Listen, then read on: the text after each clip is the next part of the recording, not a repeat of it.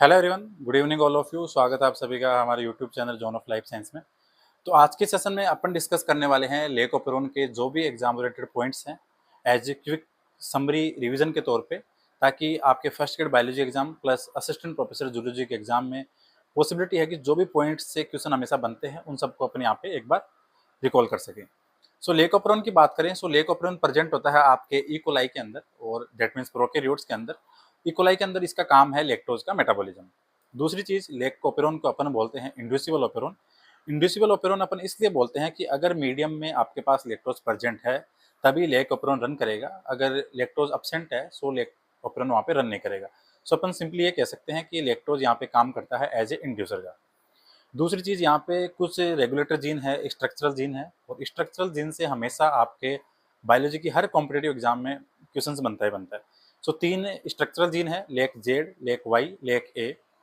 अगर lac Z gene की बात करें, so lac Z gene produce करता है बीटा गैलेक्टोसाइडेज एंजाइम, और बीटा गैलेक्टोसाइडेज एंजाइम का काम है आपके लेक्टोज के ब्रेक डाउन करने का। लेक्टोज को वो तोड़ेगा आपके ग्लूकोज और गैलेक्टोज में। लेक जेड के बाद में आता है आपका lac Y gene. Lac Y gene produce करेगा परमेज एंजाइम, और परमेज एंजाइम का काम है लेक्टोज की एंट्री करवाना। उसके बाद में आता है आपका लेक ए जीन। लेक ए जीन प्रोड्यूस करेगा ट्रांस एसिटाइलेज एंजाइम, जिसका काम है एसिटाइल ग्रुप को ट्रांसफर करने का। ठीक है, सो ये आपको ध्यान रखना है। अगर एक क्वेश्चन और पूछे कि यहाँ पे डिटॉक्सिफिकेशन के लिए कौन सा एंजाइम काम आता है, so your answer will be transacetylase. ठीक है, सो ये चीज भी ध्यान रखनी है। रेगुलेटर जीन की बात करें तो रेगुलेटर जीन जैसे आई हो गया, रेगुलेटर जीन आई प्रोड्यूस करेगा रिप्रेसर प्रोटीन, और रिप्रेसर प्रोटीन जाके जुड़ती है आपके ऑपरेटर रीजन पे। ऑपरेटर रीजन पे जुड़ने के बाद में आरएनए पॉलीमरेज को ये क्या करेगी, ब्लॉक करेगी, जिससे आपके स्ट्रक्चरल जीन का जो ट्रांसक्रिप्शन है वो यहाँ पे नहीं हो पाएगा। दूसरी चीज, अगर आपके पास में लैक्टोज प्रेजेंट है, लैक्टोज प्रेजेंट होने की कंडीशन में एलोलैक्टोज है वो रिप्रेसर पे जाके जुड़ेगा, उसको इनएक्टिव करेगा। रिप्रेसर जैसे ही आपका इनएक्टिव होगा तो आरएनए पॉलीमरेज है वो स्ट्रक्चरल जीन को ट्रांसक्राइब करेगा।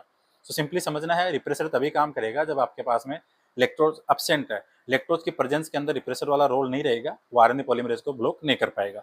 सो ये तीन चार इंपॉर्टेंट चीजें हैं आपको ध्यान रखनी है। स्ट्रक्चरल जीन का हमेशा ध्यान रखना है, Z beta galactosidase, Y permease, और ए ट्रांस एसिटाइलेज।